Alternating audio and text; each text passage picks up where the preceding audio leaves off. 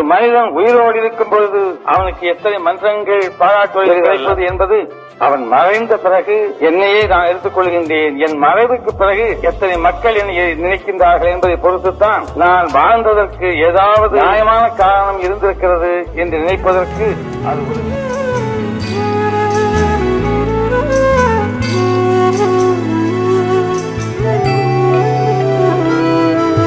கைவீசும் பூங்காத்தே நீ எங்கு போனாயோ, யார் என்று சொல்லாமல் நிழல் போல நடந்தாயோ.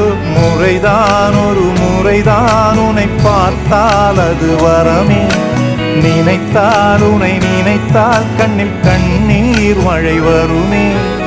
யாரோ யாரோ